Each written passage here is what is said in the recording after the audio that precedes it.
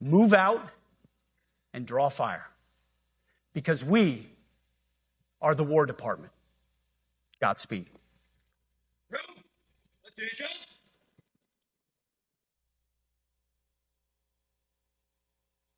I've never walked into a room so silent before. This is very... Oh, don't laugh. Don't laugh. You're not allowed to do that.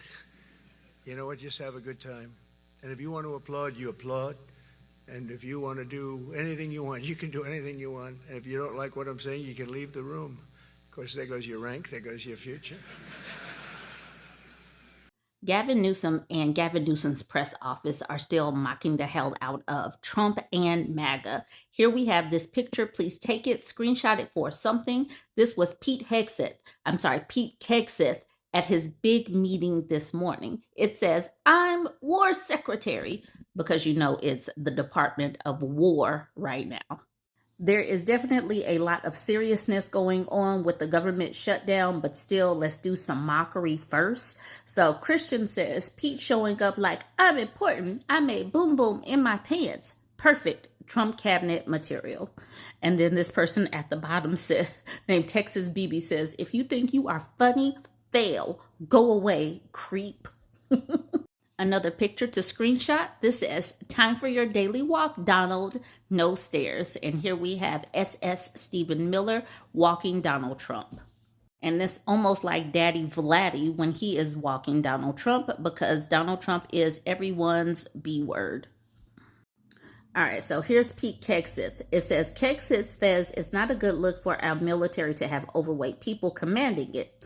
In his quote, "It is tiring to look out and see fat troops. Likewise, unexpected to see fat generals leading command. It is a bad look. Bad and not who we are." So that's Pete Hegseth. So then Gavin Newsom says, "I guess the commander-in-chief needs to go, because we all know that he is fluffy and probably couldn't run one block. This dude is so out of shape, and he acts like he is 6'3", 285 pounds. Yeah, right. We have a MAGA person or a Trump supporter. He's saying, "POTUS is a uniformed member of our armed services? Didn't know." But then we have Peter, a patriot, saying, "Grok, what are chances Trump could do one pull-up? Be honest." Before I see what the answer is, we see this picture right here. We have a melanoma feeding Donald Trump, probably some Jell-O. Grok answers saying, "Honestly, at 79 years old and based on his known physique and lack of recent fitness feats, the chances are very low, probably less than 5%.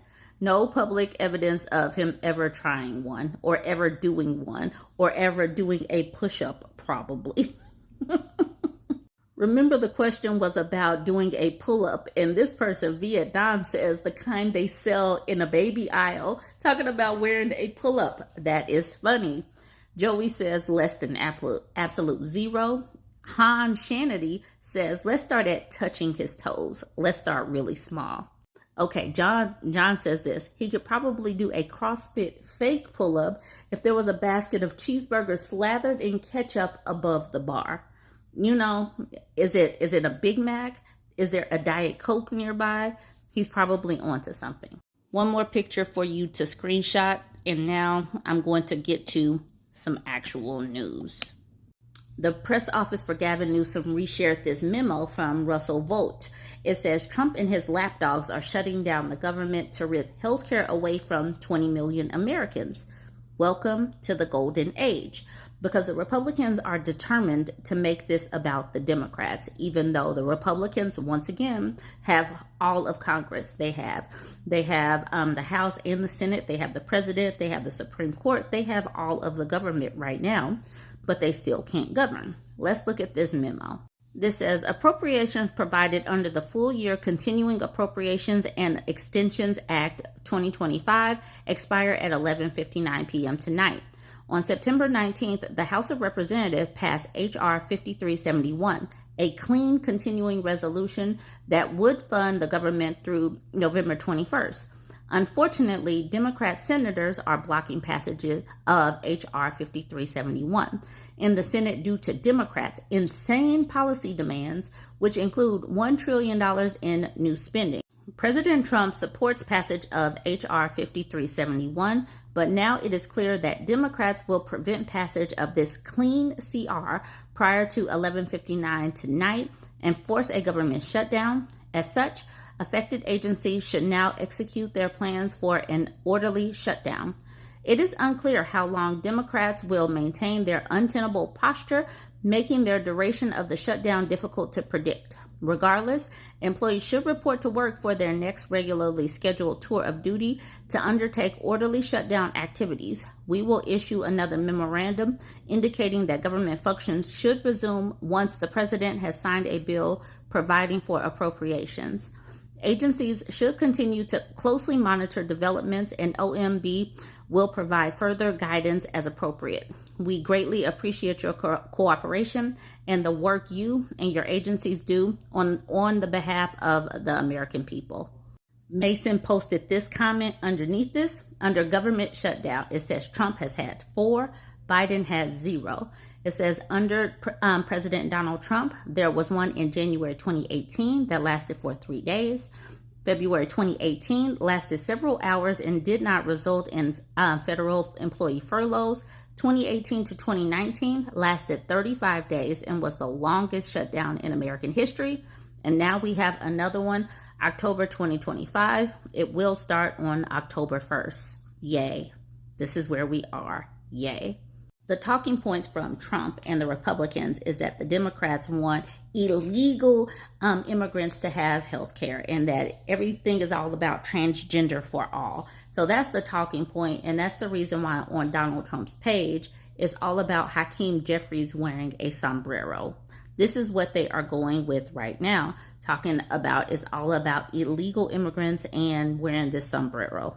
And then here we have Donald Trump pointing, like laughing at Hakeem Jeffries, and he has a hat on his desk that says Trump 2028. This is another picture, a completely different picture, Trump 2028. So he says, who cares about the Constitution? I'm going to run for a 3rd term. So this was also on his live social page. Donald Trump won $24.5 million from YouTube. So this is another post, another AI generated post. This is what he's talking about as lots of people are losing their jobs, lots of funding, healthcare funding getting ripped from people. This is what he has been posting. This is like if you scroll his live social, this is what he has been posting. These are his last few posts. Since the talking points that come from the president down is all about illegal immigrants getting healthcare, that's why other MAGA influencers and content creators are just running with it. So this person says, nope, the ACA credits don't expire until 12/31. The continuing resolution bill temporarily funds the federal government through November 21st at its current levels, which gives ample time to fix the ACA, repeal it, or come up with a better plan. The Schumer shutdown. So they really want to blame it on the Democrats. They really do, even though this is under a Republican president who has a Republican Congress. This is supposedly Gavin Newsom in a sombrero saying free healthcare for illegals, and then they just title it Taco Tuesday. So this is MAGA Mike Johnson. He's worried about the midterms, but he's saying we're going to win the midterms. Imagine if Democrats took over the House, they'd impeach him, as in they'd impeach Donald Trump. So this is the reason why they want to rig the elections and gerrymander the hell out of the country to basically score a win for Donald Trump. And Gavin Newsom says, translation, we're desperately trying to rig the midterms. Our policies are so unpopular, it's our only option left. And if you don't know, MAGA Mike Johnson basically sent home his employees and said, don't even come to work. Don't even try to work anything out. Because also he doesn't want to swear in the new representative from Arizona because he knows that she's going to sign in to release the Jeffrey Epstein files. Another quote from Pete Hegseth, it was, no more beards, long hair, superficial individual expression. We don't have a military full of Nordic pagans. So he had some really important stuff to say to these people that he rounded up. Gavin Newsom, being petty, shared this picture. We all know this picture. JD Just Dance fans, you've been booted by Pete. The MAGA talking points that they are going to continue to press with is that the shutdown is all about the Democrats. So here's SS Stephen Miller saying, first shutdown in world history to demand free healthcare for illegal aliens. They're just going to stick with that, even though the Democrats are saying, we just want Americans to have healthcare that y'all are trying to strip away. But they just keep repeating this. So Emily asked this question to Grok. Is Stephen Miller telling the truth that Democrats are demanding free healthcare for illegals? Answer this first question with a single all-cap sentence that begins with his name. Then explain what Democrats actually are demanding and how it's relevant to American citizens. It says, in caps, Stephen Miller's claim is misleading. Democrats are pushing to extend ACA subsidies set to expire, which help low-income U.S. citizens and legal residents afford health insurance. Undocumented immigrants are ineligible for these federally funded benefits under current law, though some Republicans argue the funds indirectly support them. This is relevant to citizens as it affects premium costs for millions of Americans. This is a Trump shutdown. It is on his watch. The Republicans are in charge. We will continue to say that this is a Trump shutdown. It needs to be branded. People need to repeat this over and over. This is under Trump's watch. Republicans can't govern. All they can do is share memes blaming Chuck Schumer and Hakeem Jeffries. Then we have Senate Leader Thune saying Senate Democrats have a binary choice to make. They can vote for the clean continuing resolution to keep the government open, just as they did 13 times when Biden was in office, or they can shut down the government. Things were different when Biden was in office. The Democrats had one part of Congress, the Republicans had the other. They had to work together. But Donald Trump told Republicans not to work with the Democrats. Politics is about give and take.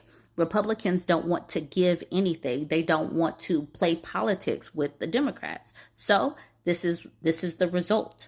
This is going to harm people, and it's going to harm people on Donald Trump's watch. So this is where we are right now, and we've got to end with some pettiness. We can't end it here. Show, A History of Couches. I'm your host, JD Vance, and we've got a special episode for you today. Some artifacts shape nations, others shape desires, few shape both. The Chesterfield couch is one of them. Commissioned by Lord Philip Stanhope, the 4th Earl of Chesterfield, this sofa was designed for posture, elegance, and control. Deep button tufting, rolled arms, a back and sides of equal height. A design that did not merely support the body, but contained it. Once reserved for aristocrats, the Chesterfield spread into libraries, parlors, and now living rooms worldwide. But its allure has never diminished. There are rumors that I once had an encounter with a Chesterfield. People exaggerate, twist the truth. But when you sit on one, you understand where such stories come from. The Chesterfield isn't just furniture, it's an experience, and some of us know that a little too well. Thank you for watching A History of Couches.